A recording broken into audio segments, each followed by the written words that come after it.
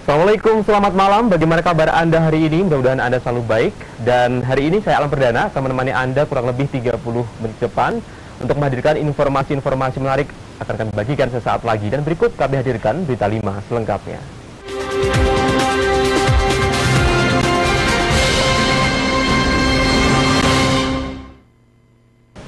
Pemirsa, memasuki hari terakhir pelaksanaan ujian nasional tingkat SMA sederajat sebanyak 21 naskah soal tertukar. Hal tersebut diketahui dalam sidak yang dilakukan Komisi 4 DPRD Kabupaten Pati Rabu pagi di SMA Rafiah, Desa Sundoluhur, Kecamatan Kayen.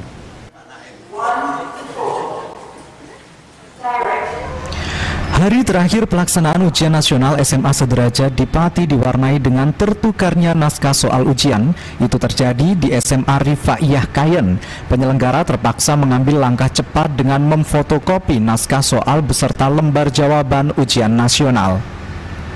Tertukarnya soal diketahui saat lembarannya baru dibagikan kepada sejumlah peserta. Saat itu ada sejumlah siswa yang mengadukan ke pengawas dan setelah dicek ternyata lembar soal memang tertulis untuk SMK, bukan SMA. Lembar soal yang tertukar di sekolah yang berada di Desa Sundoluhur, Kecamatan Kayen itu terjadi di ruang ujian yang ditempati 21 peserta. Kepala SMA Rifaiyah, M. Mas Hadi, mengaku kejadian tersebut secara psikologis mengganggu konsentrasi anak didiknya yang menjadi peserta ujian. Namun dia berharap hal itu tidak terlalu berpengaruh pada hasil yang dicapai. Anak mengisi baru membaca kok ini kok SMK terus ditarik kembali. Terus saya berusaha dengan Bapak SPU, kemudian beliau mengambil kebijakan sesuai dengan prosedur yang ada. Kemudian saya mencari di kelas lain, di ruang satu hanya satu yang sudah berangkat satu. Kemudian tidak muat, kami sebelum melangkah untuk fotokopi kita mencari di SMA PGRI. Sementara itu, Wakil Ketua Komisi 4 Awi menyatakan kasus tersebut tidak menjadi persoalan serius dalam pelaksanaan ujian, mengingat sudah dilakukan penanganan yang sesuai ketentuan. Dia memperkirakan tertukarnya soal karena kesalahan distribusi dari pusat. Percetakan atau pengirimannya, pendistribusiannya yang bermasalah. Artinya kesalahan itu tidak berada di penyelenggara, sehingga penyelenggara pun sudah diatasi dengan sistem yang ada, yaitu petunjuk yang sudah disampaikan ke sekolah-sekolah penyelenggara ujian nasional.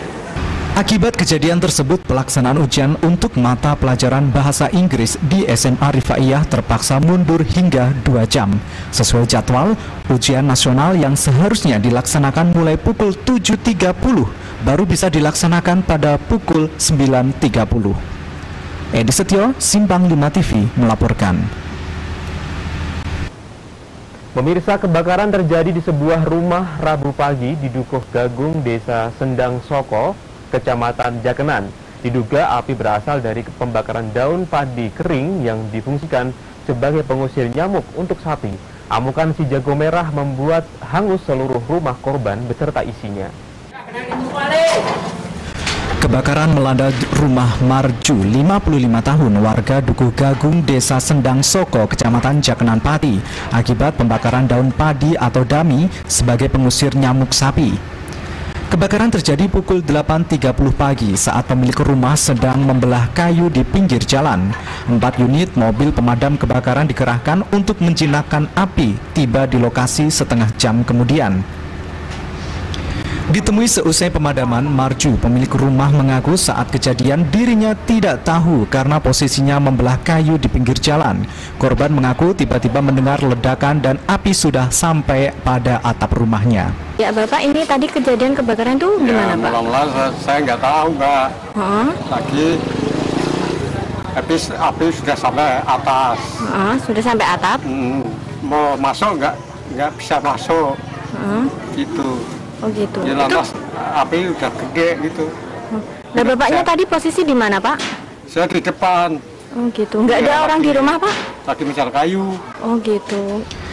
Tidak ada korban jiwa dalam insiden tersebut, sementara rumah beserta isinya dan hewan ternak milik korban dipastikan habis terbakar. Iis Haryanti, Simpang 5 TV melaporkan. Pemirsa merasa ditipu dengan iming-iming kerjasama usaha bersama ternyata tidak sesuai perjanjian awal. Rabu pagi 3 orang ibu-ibu mengadu ke Polres Pati. Mereka menuntut agar uang mereka dikembalikan. Sempat diadakan mediasi namun tak menemukan titik temu.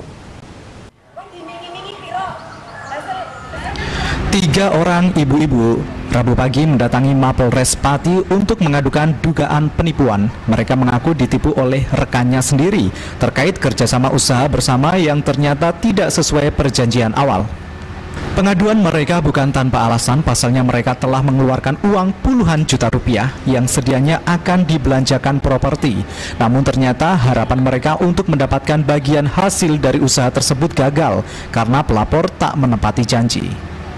Ani Kastuti, salah satu korban penipuan, mengungkapkan alasan dirinya mengadu ke pihak kepolisian bersama kedua korban lainnya karena kecewa atas perbuatan terlapor yang tak menepati janji, sehingga pihaknya berharap agar uang yang sudah disetorkan segera dikembalikan. Gimana, Bu?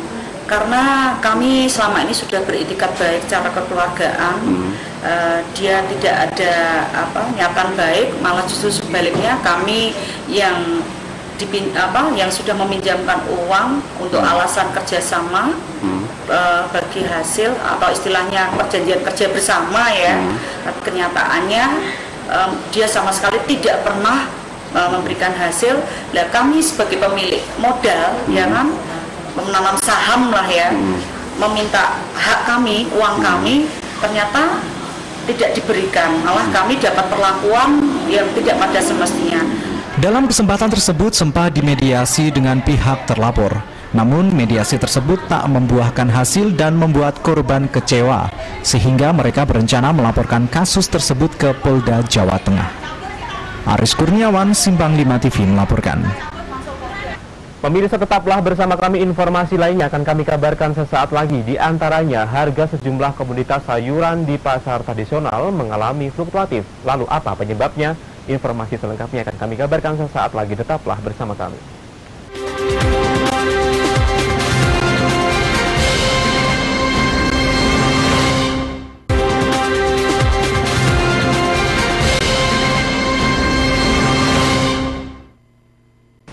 Terima kasih Anda masih menyimak program Berita 5 pemirsa. Kita lanjutkan kembali. Harga sejumlah komoditas sayuran di pasar tradisional Kayen Rabu pagi kembali mengalami fluktuatif. Hal ini disebabkan karena ketersediaan pasokan yang belum stabil sehingga harga cenderung selalu berubah-ubah.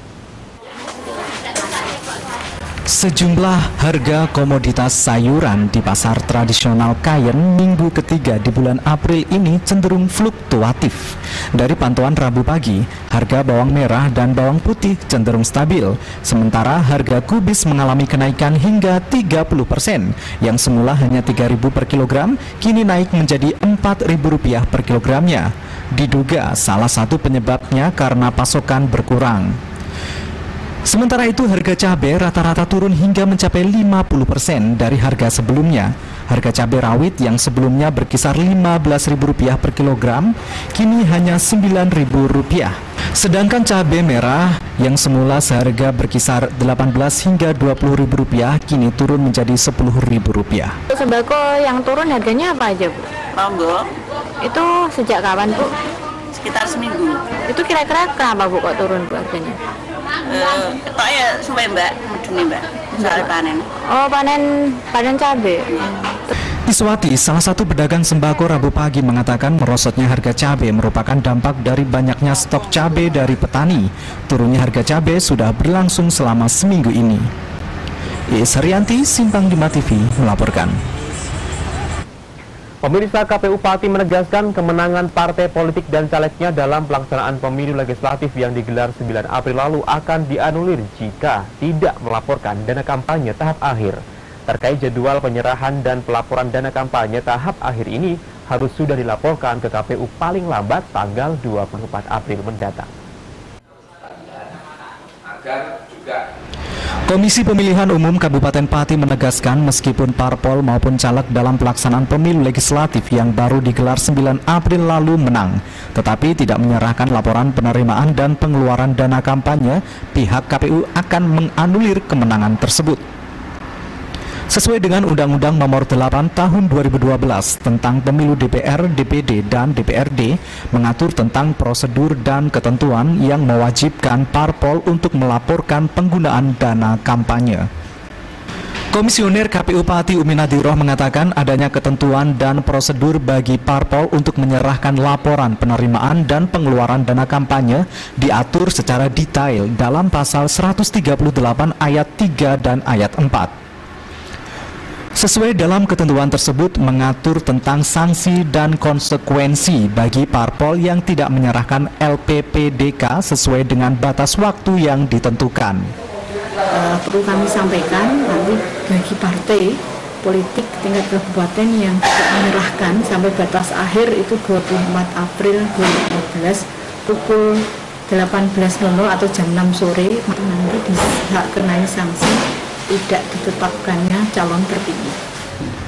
Terkait jadwal penyerahan dan pelaporan LPPDK tahap terakhir pelaksanaan pemilu ini harus sudah dilaporkan ke KPU paling lambat tanggal 24 April mendatang. Selain itu, pihaknya juga terus menghimbau kepada semua pengurus parpol untuk segera mempersiapkan penyerahan LPPDK sebelum batas waktu penyerahannya. Untuk mengantisipasi adanya kesalahan dalam pembuatan dan penyerahan LPPDK, selain melakukan sosialisasi kepada pengurus parpol, KPU juga terus membuka pintu bagi para pengurus parpol dalam membuat LPPDK dengan menyediakan helpdesk yang beranggotakan komisioner KPU dan dibantu 9 personil dari berbagai latar belakang dengan harapan mampu ikut membantu memudahkan parpol dalam menyerahkan LPPDK. Aris Kurniawan, Simpang 5 TV melaporkan.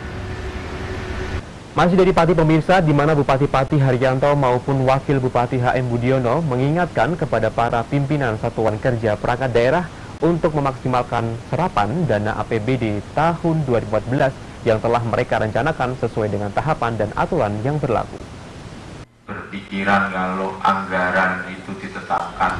Hingga triwulan pertama tahun anggaran 2014, serapan anggaran yang dilakukan oleh Satuan Kerja Perangkat Daerah Kabupaten Pati mencapai 7,12%. Hal ini terlihat dari hasil rapat koordinasi pengendalian operasional kegiatan Kabupaten Pati yang dilaksanakan Rabu pagi di ruang Pragola Sedapati. Rapat yang dipimpin langsung oleh Bupati Pati Haryanto dan didampingi oleh Wakil Bupati Haji Muhammad Budiono dipandu oleh Sekretaris Daerah Desmond Hastiono dengan dihadiri oleh pimpinan atau perwakilan masing-masing Satuan Kerja Perangkat Daerah di wilayah pemerintahan Kabupaten Pati. Bupati Pati Haryanto dalam pengarahannya kembali mengingatkan kepada para pimpinan Satuan Kerja Perangkat Daerah untuk dapat memaksimalkan serapan anggaran sesuai dengan jadwal atau tahapan. Bupati Pati Haryanto juga menekankan penggunaan anggaran yang dilakukan oleh Satuan Kerja Perangkat Daerah harus sesuai dengan aturan perundang-undangan yang berlaku, sehingga tidak menimbulkan permasalahan di kemudian hari. Dalam kesempatan tersebut, Wakil Bupati Budiono juga menambahkan serapan anggaran yang dilakukan oleh Satuan Kerja Perangkat Daerah mampu tepat waktu dan tepat guna. Endi Smardiono, Simpang 5 TV melaporkan. Tetaplah bersama kami, informasi lainnya akan kami kabarkan setelah jeda iklan berikut.